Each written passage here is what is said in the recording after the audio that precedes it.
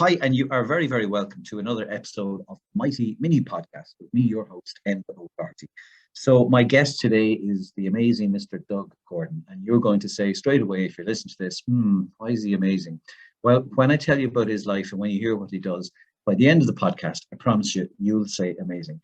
It's very, very hard to know where to start with Doug because he's got that many hats. I reckon he has his own hat up.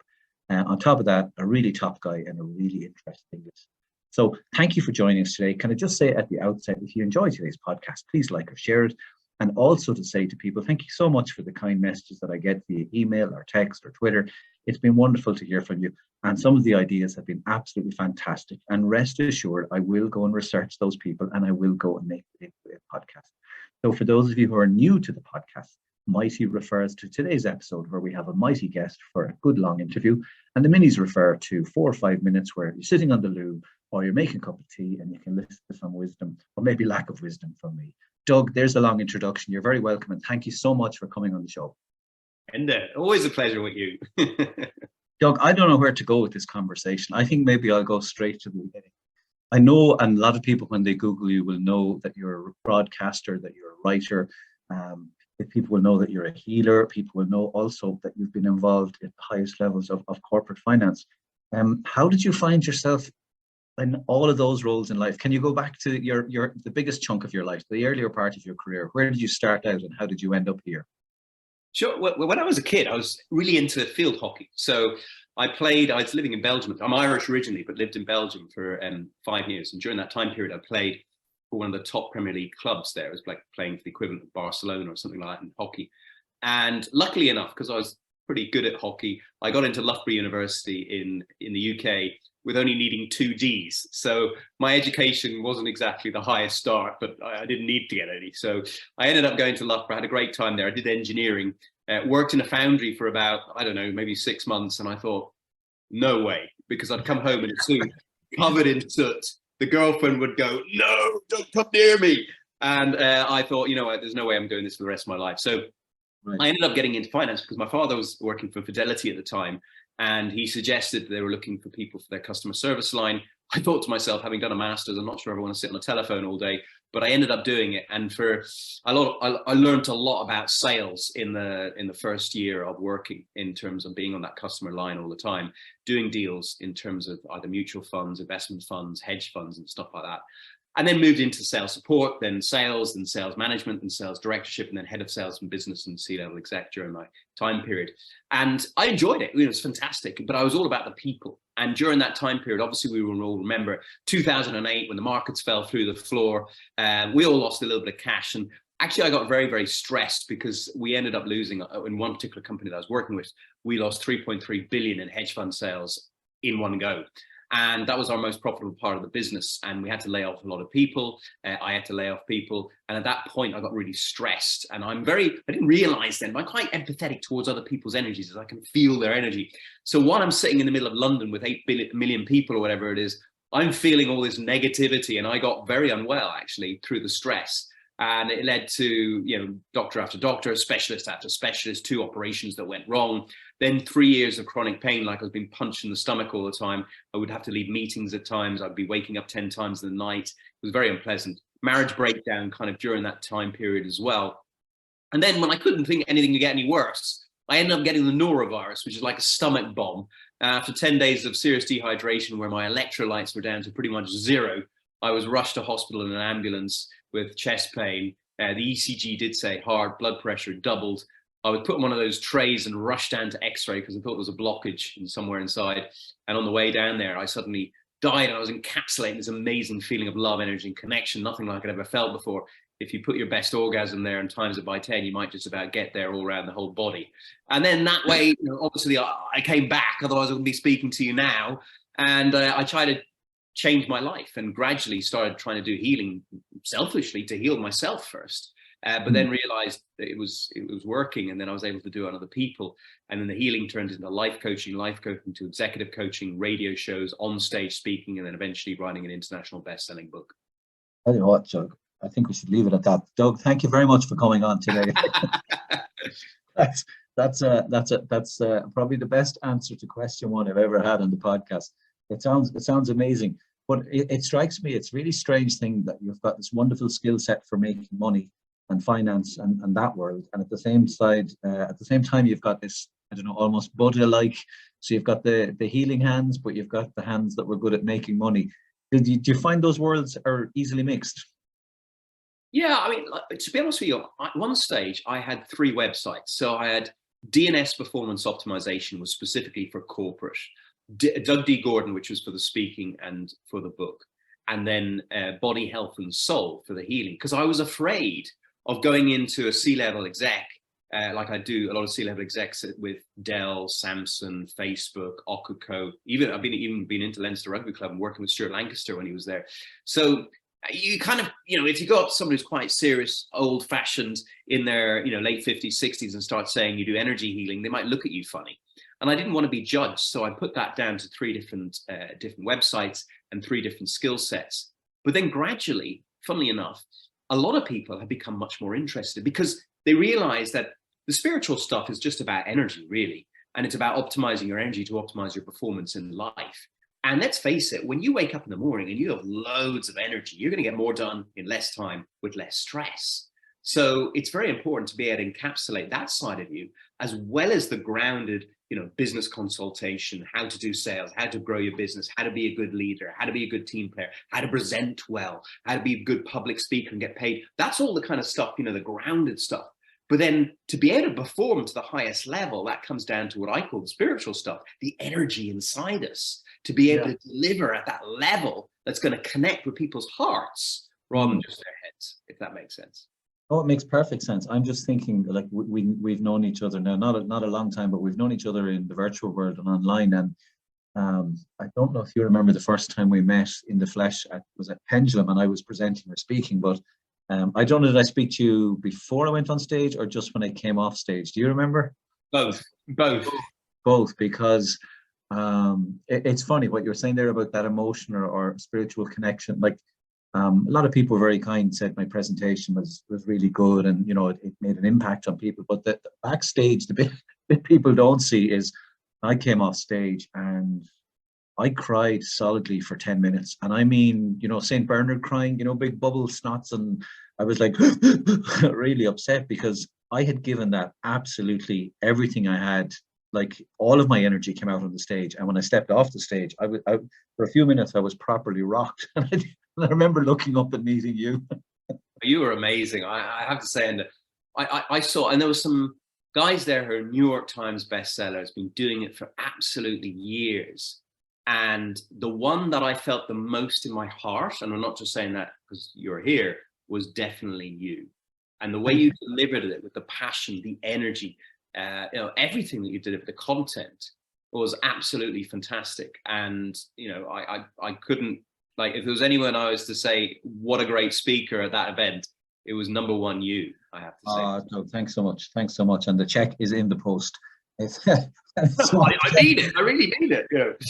Thank you. Well, if anyone wants to see whether you're deluded or whether you're accurate, I'm hoping by the time this podcast goes up, my recent TED talk, there'll be a link available for that. I'll definitely put it up on all the socials, and you'll be able to see a lot of the content that was in that. Now, can I ask you about being a speaker? Do you love it? Do you hate it? Was it something you fell into? What are your emotions? I think I always surprise people when I tell them as a speaker before I go on stage, I'm terrified. If you look through any stuff of me online, I'm always wearing a dark navy suit because the cold sweat is hidden very well in navy. How do you feel about it, and how much do you enjoy it? I love it now, but I have to say, if I go back to when I was in school, I'm sure you remember, and people will remember this, when you had to read an English class, and there'd be a group of, say, 15 in the class, 20 in the class, whatever, and you'd each read a paragraph. So I'd be there working out what paragraph I was going to have to read, and I'd be memorizing it so I didn't look like an idiot trying to read it out loud in front of the class, because you want to look cool in front of your schoolmates. Yeah. And I was so nervous. And I remember then I went to university and I was studying engineering. It was quite a technical thing. And because I was just so into sport, I wasn't really interested in the actual academia. So we had project groups, and I was generally put together with a lot of Chinese and Indian guys who were very hardworking, I have to say. And they get a little bit pissed off at the end of the project and say, why aren't you speaking? I said, you know what, guys? I'll do the presentation, because it was like 25% of it was actually presenting the thing as well. So that was the first time I got into presenting. And then I took that into sales when I got into sales, and I was presenting in front of sometimes, 250 to 1,000 people in the sales world as well. So I was quite accustomed to it in terms of pitching a product, but then getting on stage and actually doing an inspirational, motivational kind of talk about leadership, conscious leadership, or high performance success without stress, or sales, or whatever it might be, it's very different. So I have to say, when I first went in, I remember I was nervous. I would be shaking, and I would be very, very nervous. And a lot of it came down to trying to impress, try and look good and everything. And what I do now, and it's changed, it's been an absolute game changer for my speaking, is to get into the state where I put my hand on my heart before I go out, and I say, I am Doug Gordon, I am my heart. Please let me connect the hearts of the audience in order to bless rather than press and add as much value. And I really, really set that intention. So the intention there is, you know what? If I make a mistake, it's fine, because I'm just trying to add value to people. If I mumble, it's fine. If I say maybe, whatever, it's fine. It doesn't matter. And ironically, what happens is, because you get into that state of where you're just coming from a place of love rather than fear, as in you're out of your head into your heart, you tend to speak more concisely and clearly when you're on stage. So I have to say, I don't get as nervous as I used to, but I still want to do well. So what I do is I turn that nervousness into excitement when I start to feel it. If my head starts playing in my head going, oh, you know what, this is a big one, you're being paid X thousand, oh, you got to do a job, blah, blah, blah. Don't blow it. I just go, this is exciting. What a gift. How grateful am I to be standing here in front of these 1,000 people and allowing myself to try and tell them something that might help them in some way or form. And that's when you get into the idea of that attitude of gratitude, and also coming from the heart space rather than the head space, it makes it much easier in terms of getting up on stage.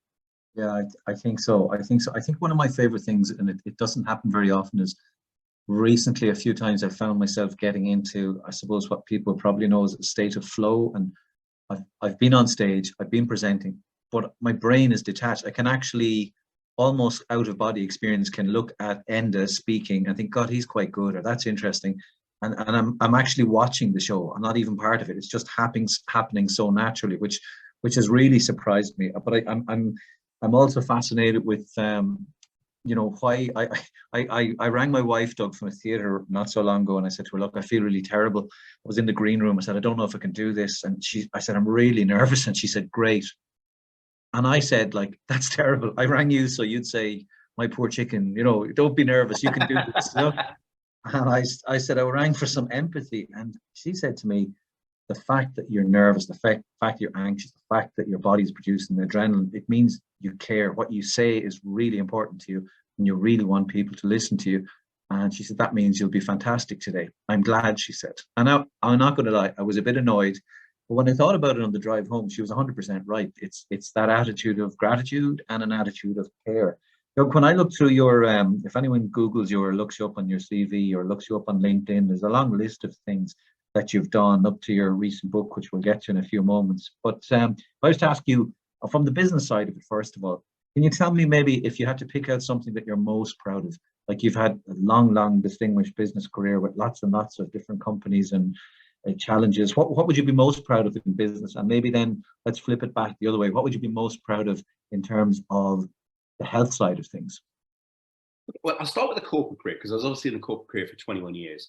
And I remember back in, it was 2011, we had an emerging markets team, bond team. So they invest in, emerging market debt all around the world. And we had a fund. It was bought by a company called Jupiter Asset Management. I can share this because it was all public. And anyway, the fund manager, one of the fund managers, there was a team, he was a Russian guy, and he ended up doing a dodgy deal. And like a lot of people would normally run for the fields, when they see this kind of thing happen. And Jupiter had 285 million in the fund, which I had sold them previously, which is a big deal in terms it's a lot of money. Size. I mean, the average deal size, for a big deal in my business at that time was about 10 million. So it was a really big deal. So at that point in time, the business, the CEO came out to me and said, look, we're screwed, we're going to lose the money. And actually then what happened later, which was even worse, is that the rest of the team all decided to leave and go to Standard Life because they felt, you know what, we don't want to be involved with the regulator having to explain things over and over again when it's not us, you know, it's this guy. Blah, blah, blah. Anyway, so we had one guy left, Brazilian guy, he could hardly speak English, but very good fund manager. But I had to go in and re-pitch for the business. And I made it a point. In my head, I had a visualization that we were going to keep this money and they were going to be happy with it. And in the end, just in case, I brought in a European equity fund manager, which I knew they were interested in as well. And I brought them both in. And not only did we keep the emerging market debt business, they added another 250 million into that fund in the next year. And they added 330 million into the other fund as well, the European equity fund as well. So from a potential loss of 285 million, we went to a potential gain in the worst circumstances to over 500 million. And actually, that was the year that I did 1.75 billion in sales. And to put it in perspective, when I joined that particular company 6 years previous, the per annum sales for the area that I was looking after was only 50 million. So I'd grown it from 50 million per annum sales to 1.75 billion. Now, obviously swayed by that big deal, but still, you know, it was a really good thing. So that would be on the business world in terms of building that. And now in my own stuff, which I'm doing now, obviously you've been on my radio show yourself. And when I was doing it as a radio show, I've changed it now to a podcast like yourself because I'm being sponsored.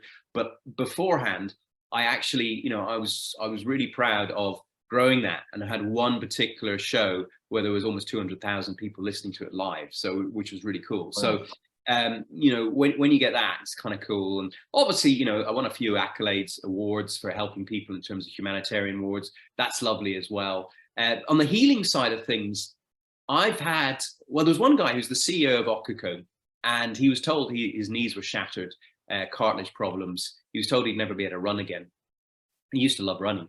And I did a healing on him, and he ended up doing the marathon here in Dublin and getting under 4 hours. So he was delighted, and he said, thanks so much. The other one I liked, there was a lady, an attorney, a European attorney working here. She had long COVID, was really struggling, and I did a healing on her, and her COVID just went. But also on the life coaching side of things, there was a lady who came into one of my virtual mental wellness rooms who was going to commit suicide, or sorry, you're not allowed to say that now, so take her life. And within 7 minutes, I turned her around completely. And within a 2-hour coaching session, I then helped her turn her mess into a message to give it meaning. And now she's inspirational. Now she's really helping other women who are going through tough things. Like she went through the worst thing. She was like sexually abused by her husband to the point of the worst thing you can imagine. And as a child as well, as a teenager. So yeah, so those are the kind of things that I love most. I mean, you know, that $1 million deal with Jupiter and everything like that, that's, you know, nothing compared to helping save someone's life. When you see someone change their life, and the coaching, I've got another lady who was blown up in the Brussels bombing, who's my coaching client, and to see her change is just phenomenal. And even, you know, there's a 61-year-old guy who works for one of the biggest IT firms, tech firms in the world, and he had lost his mojo because he was coming to his end of his career. They'd taken him down from a VP to just like a normal level, and he was upset. But I reframed it again in his mind, and now his boss has told me that like he's doing phenomenally well. So it's seeing the change in people's lives is the most fulfilling thing in my own life, and that's what I love about what I do, and the most proud I am as well of what I do as well. Yeah, I'd have to concur with that. With helping people, you know, I'm being honest about it too. I often say to people, helping others is a selfish thing for me because it really helps me. I feel great afterwards. So it's self-therapy. Doug, I don't think I've ever spoken to you where you weren't like in great form, on top of your toes, full of energy. My next question turns to that area of energy. I explained to someone, I was speaking at a conference the other day, and I was talking to meet and greet afterwards, and this person said to me, "My God, you have so much energy in your life." And as I spoke to them, it was obvious to me that they didn't understand, or they had a different understanding of energy from me. So for me, what I've noticed is the more I do, the more energy I get. So getting up early, or, you know, I know I sent you a video the other day of me with my current push-up obsession, but I find the more energy I spend, the more things I put out in terms of doing things, I'm not more tired, I'm actually more energized. So doing things allows me to get more energy. I'd love your opinion on what do you think can improve people's energy in their life, and maybe let's make it a bit deeper. What could improve the love or the positive things in their life, like say, for example, their emotional intelligence? Sure. Okay. So the first one in terms of energy, I mean, you're right. How many times have we all sat there in front of the computer for 4 or 5 hours in the office and felt drained? Yeah. And then we go out and we go to the gym afterwards, and suddenly we feel amazing. And then you know, because you've gone late to the gym and then had dinner and you're all excited because you feel good, you end up going to bed far too late and you start your whole day, and the next day you're a bit tired. So I think it's really important to try and get your exercise in early in the day for a start, which is a good thing, which obviously you do. I like meditation because you can connect to your inner self. You can also get into that place of love rather than that place of up here as well. And also with meditation as well, it can help with focus. I mean, with all of us looking at our phones all the time, I think this ADHD thing that's going on with a lot of people at the moment comes down to looking at the phones too much. But if we can bring ourselves back into our own self and just listen to our breath and practice in terms of neuroplasticity, just listening to your breath and focusing on your breath, you'll have better focus in terms of everything you do in life. Grounding for me is very important in terms of your energy, because let's face it, we can meet somebody, and when I meet you, I always feel uplifted, but you can go meet somebody else who's a right drain. Exhausted. And you can feel exhausted. So I think, you know, let's face it, we are made of energy. Every single cell in our body is moving and vibrating all the time. There's no glue between our cells. It's connected through energy. So the importance of understanding that means that you are almost like a battery. So if you're interconnecting with other people with negative energy, you can pick that up through a handshake, or even just going into a room when you can have two people who've had an argument, you can feel it. So it's really important to make sure you feel really grounded. And you can get that through running, through eating, but also just to take your shoes off and just go and walk on the grass outside and just feel the nature coming up through your legs. It's, you know, people, I know Lisa Nichols, a very good friend of mine, she's a testimony in my book. She was in The Secret film and book, and she's been on Oprah. And Lisa told me that when she goes to a different area of the world, she'll take her shoes off, and when she lands, she'll sit down and she'll sit on the grass. And within 20 minutes, she's got rid of her jet lag, because she's accustomed to the area there as well. So it's a very powerful thing to do in terms of that kind of thing as well. Other things, obviously drinking loads of water, making sure that you're well hydrated in the morning. But I think as well, for all of us, like you and I love getting on stage. We love doing this kind of thing. So when you're following your purpose, when you're adding value to other people, when you're in that sense of a mission, it gives you much more energy as well. So that's something that really, really, if I know, you know, that I have something to do during the day that's going to add value to people in some way or form, like this podcast, it gives me a bit of a zest and more energy as well. So that'll be on that side. Sorry, your next question, remind me again, sorry. It's a good sign. Your answer was so detailed, you forgot what the first question was. I was also asking about, you know, if you want to improve not just your energy in your life. Your emotional intelligence. Emotion intelligence, yeah, exactly. I was saying, if you want to, how can we change that, or how can we improve that? Or probably an equally valid question, why should we improve our emotional intelligence? Yeah, I mean, this is a lot in my book, and I talk about emotional intelligence in different parts. And number one is awareness. And let's face it, quite a lot of us, well, all of us are a product of our parents, preachers, teachers, and past relationships and experiences. And that means that we all see things in different ways, different angles, and different perspectives. And based on that, sometimes we project our own way of thinking onto other people without asking questions. So we make assumptions instead.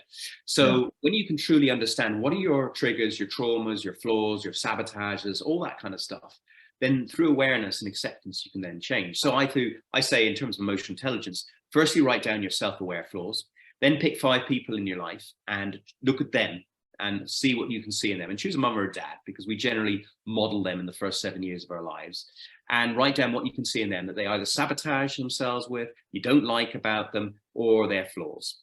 And when you've got those 5 people all lined up and you've seen all their different character traits that you don't like or they sabotage themselves with, have a look and see if there's even any commonality between 2 of them. And if there is, put it on the master list. Because I truly believe that the people that come into our lives mirror back areas that we need to self-improve on ourselves.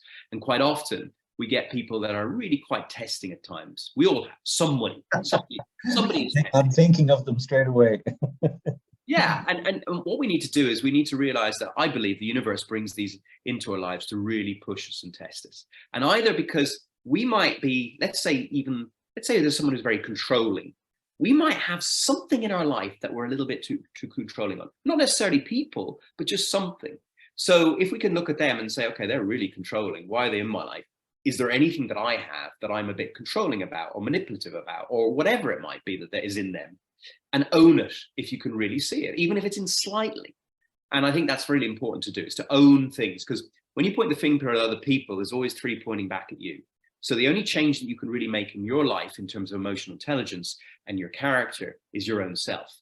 So it's amazing how when we change, the people around us change because they have a different perception of us, because they see us in a different way, because we've almost, your vibe attracts your tribe. And when you change your vibration in terms of emotional intelligence, which is energy in motion and intelligence of that, then you find suddenly there's a big change in terms of you and how you control things. So say if you get a hard person who comes in and loses it, gets angry, instead of getting wrapped up in the emotion and commotion, if you can put yourself on the 10th floor and look back down as the observer and ask yourself, what am I learning here?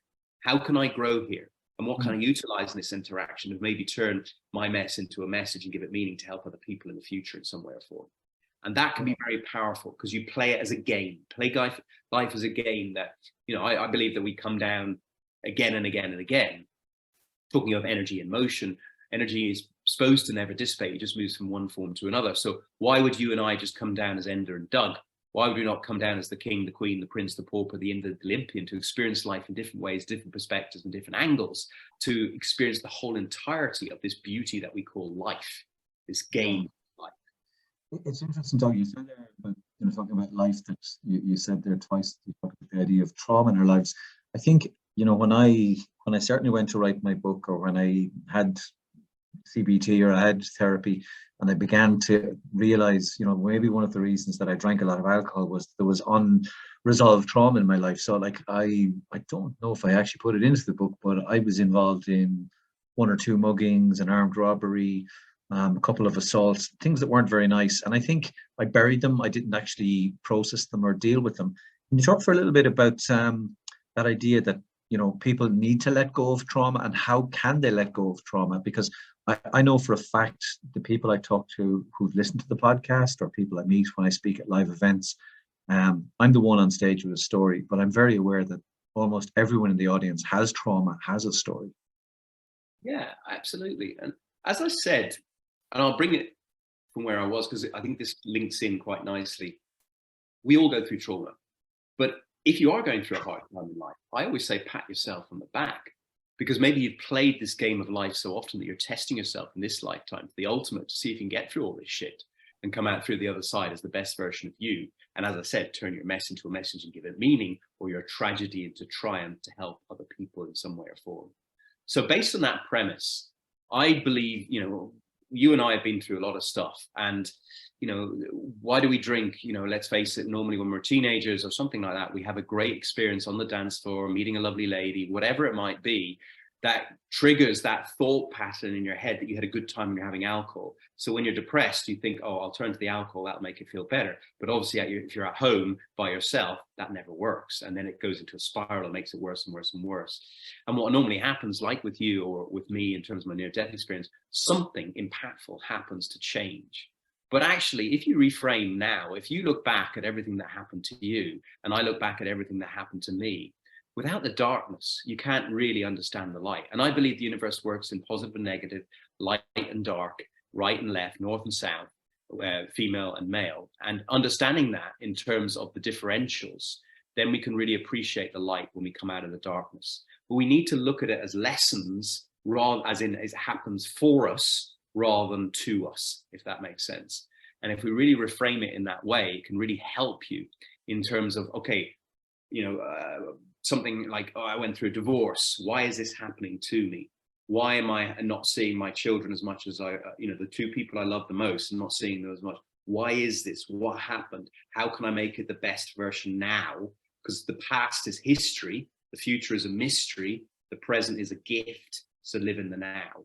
So if we can look at the learnings of the past and utilize them to not make future mistakes, or teach other people to help them get through the same kind of things, that's almost raising consciousness. And I believe consciousness is one of the emotional intelligence, which we were talking about, is probably the most grounded version of consciousness. And that's why that awareness is so important, but also self-regulation, also empathy and compassion and understanding other people as well. And also as well, conscious communication. Let's face it, you're the person who talks to yourself the most. Sometimes it can be the most intelligent conversation we have. So we might as well make it positive as well, because sometimes a lot of us talk to ourselves like our worst enemy.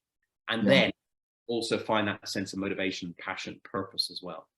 Yeah, I often say to people about negative self-talk. I set them an exercise. If you wrote down for a week, every time you said something negative about yourself, write it down and have a look at the end of the week what the list looks like. Because in the real world, if someone said what you say to yourself every day, they'd be fired, sued, or shot. But we're very harsh on ourselves, and I'm guilty of it the whole time. Doug, I'm very struck every time I talk to you that like we spoke the other day about a possible upcoming event, and you talking today about your past life and your book. You seem to have huge purpose and huge direction in your life always. You seem to be not just busy but productive. What would you say to someone listening to the podcast who goes, "Oh yeah, there they are, two hyper motivational speakers with their whole life planned out, and they're super busy and super motivated." How can ordinary people, maybe someone listening to this today who's just drifting along in work, how can they find a better purpose in their life? Would you think, is it possible? Of course, look, I'm ordinary. I have a zest for life, and don't get me wrong. When I come on stage, when I'm with a client, when I'm doing a podcast, when I'm doing a radio show, when I'm on TV, I give it all. And I give it, for passion, because I want to help other people, but also out of respect for you, Enda, because, you're giving your time. So when I'm out of there, when I'm at home, I sit and, lounge on the couch and watch a movie. I sit and lounge in the bed and read a book. Sometimes I do meditations for an hour where I'm just sitting there, someone going, "Well, why are you spending all that time doing that?" So I have to rejuvenate that energy. Like, I'm 49 years of age. I'm fit. I'm healthy. I could run from here to Wexford if I wanted to. I know you ran much more, walked much more with a washing machine. Yeah, I wouldn't recommend it, Doug. I've got no intention. I broke my back. I cracked my vertebra when I was 18, so I've got no intention of doing that. But at the same time, I'm fit and healthy. So look, we all have to work on our energy all the time. And that comes down from not just, it's the spiritual, mental, emotional, physical. But if you want to work on the mental and emotional, that does come down to a sense of purpose.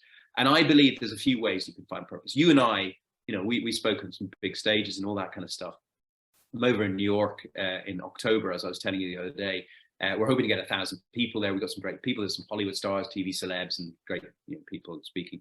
And if I was to give someone listening to this a stage at 85 years of age, and it was your legacy speech, and it was the one that you're going to give the most passion, the most energy, and talk about something that you're most interested in, what would that be?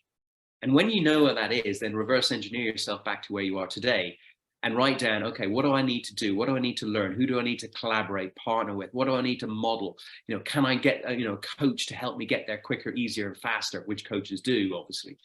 And then that's a good starting point. And then also, in terms of purpose, write down, what do you love doing? What are you gifted at doing? And what can you add value to people in some way or form? And write down as many on each of those three things and see if there's any matches in terms of all of those as well. And the other thing I'd say in terms of purpose is have a look at your life and analyze it. What has happened to you that's different maybe to others? Like, I had a near-death experience.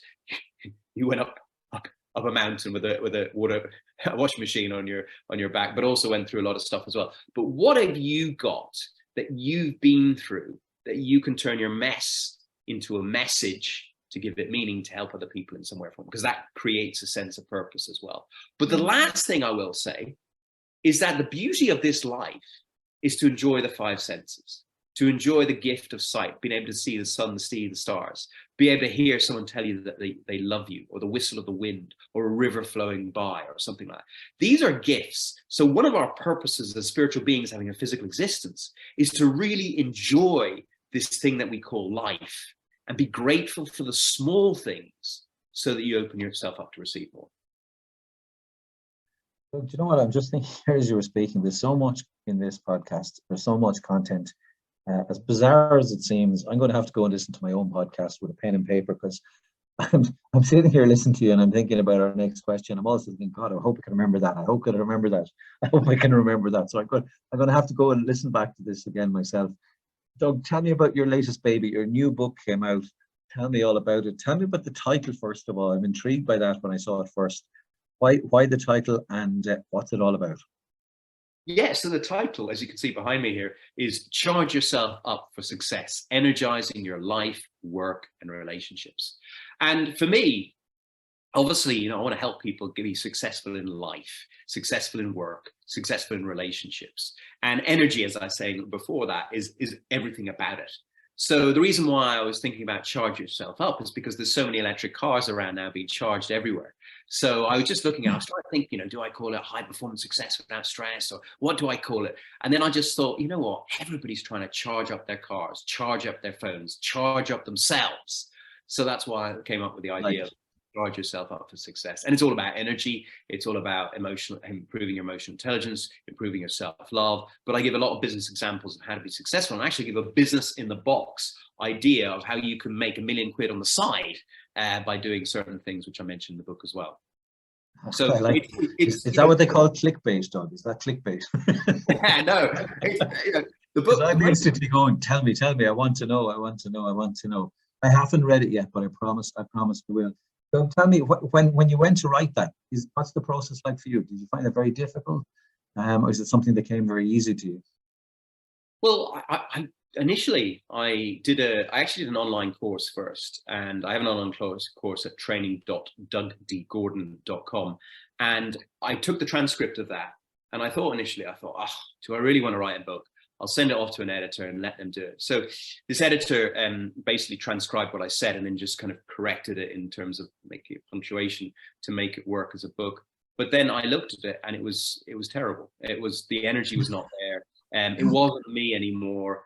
So I started completely from scratch. So I started from scratch. I obviously had all the knowledge from the course, from my talking, from my coaching and everything like that.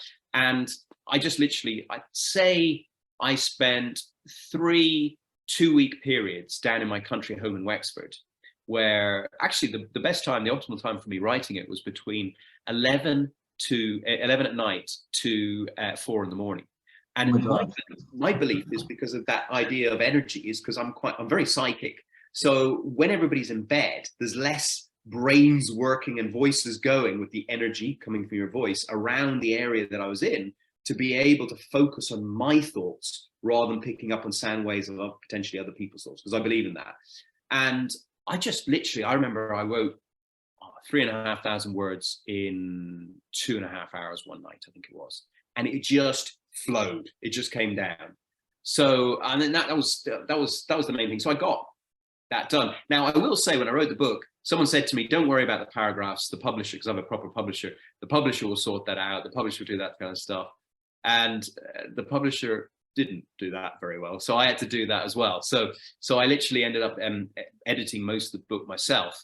And now the finished product isn't perfect, but the story behind it and the content behind it, I think will add a lot of, in fact, I know, because I've got some great references and testimonies come back already that people really love it. But one lady read the book in a day. She couldn't put it down. And it's got testimonies now from 3 New York Times bestsellers. So Lisa Nichols, Dr. John DeMartini, Stephen Covey. Over here in Ireland, we got Eamon Quinn, the guy obviously, from Super Quinn, but also from Dragon's Den. Keith Barry, who's the magician, and Pat Falvey, who's done the North Pole, South Pole, Everest twice, the 7 summits of the world twice. Amazing character as well. So I've got some great testimonies on the book, and and more seem to keep coming from people who are reading it as well. So I'm very grateful. And the idea is to really add value to people's lives, and that's the whole premise behind the book. You certainly do that. Doug, do you know what? I feel super energized after listening to this, and I'm definitely going to re-listen to this, and I need to take notes. And as is my want, taking notes means taking actions, means making a change in my life. But one thing I won't change, and that's the contact between myself and yourself, Doug. I always love when we chat. I always learn something new. Doug Gordon, thank you so much for coming on to the Mighty Mini podcast. We really appreciate having you on. Oh, absolute pleasure.